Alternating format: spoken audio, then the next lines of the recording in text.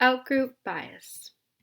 Last time we talked about in-group bias and how our identity is intimately linked with the in-group, so much so that they are us, we are them, leading us to treat our in-group members better. Better than what? Well, better than the out-group.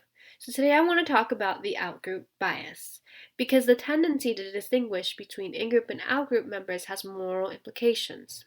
Social psychologists have hammered out the causes, consequences, and correlates of outgroup bias. There are literally thousands of studies on the topic. Studies show us that people tend to make different moral judgments. When someone in the outgroup misbehaves, for example, we will tend to judge the behavior much more harshly than if they were part of our in-group. Over time, this harsh judgment turns into real aggression against the outgroup.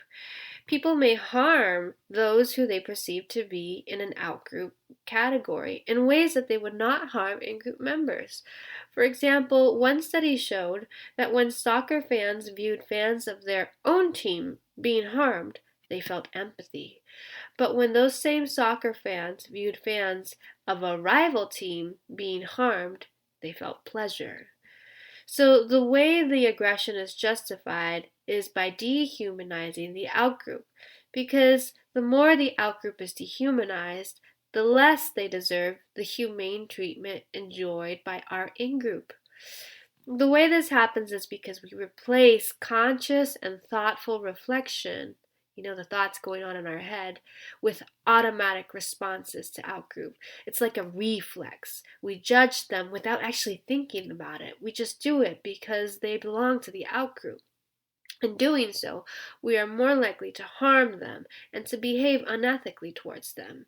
So in the same way we lose our individuality as an in-group, we also do the same to the outgroup because we strip away what makes the outgroup members individual humans. So, for example, Roberto, who loves to garden, and maybe he loves to bake, and he likes going to the beach. He's none of that. All he is a Latino kid. So, going back to the book, this means that Holden won't share a room with a poor person because he treats all poor people as if they're jealous of his wealth. Even though it was just one interaction with one kid who had a problem, now every poor person in the world can't share a room with Holden, right? This is outgroup bias. So I wanted to finish this lesson with some ways to avoid the dangers of the in-group, out-group trap. So here are some suggestions for tearing down those real and virtual fences. Number 1.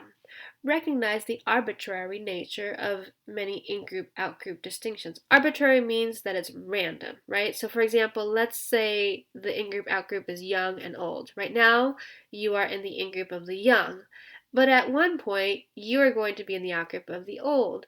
So it's completely random what group people are a part of. They can't help it. And so recognizing this helps lessen the bias. Number 2, put yourself in the place of the out-group member. Think about the times when you've been in an out-group position and how painful it was to feel like an outsider. Number 3, look for commonalities between opposing groups. Fans of opposing sports teams, for example, they both love sport. Or people of different religions, for example, they both think faith is important to them. So there are basic human needs that transcend particular labels. Number 4, working on building your inner sense of security. Because you see, people are more likely to stereotype when they have low self-esteem. So if you feel more confident about your own identity, you'll be less likely to criticize someone else's. So be happy in who you are, and there's no need to see others miserable in order to gain some false sense of happiness. So there are ways to overcome the in-group, out-group bias, but it takes effort. The results, however, are vital to our continued existence, if not our personal fulfillment. This pandemic is a reminder that at the end of the day, no matter what group you belong to, in-group or out-group, we are all in this together, being threatened, having to work together to bring safety back to our society. We are all part of one world.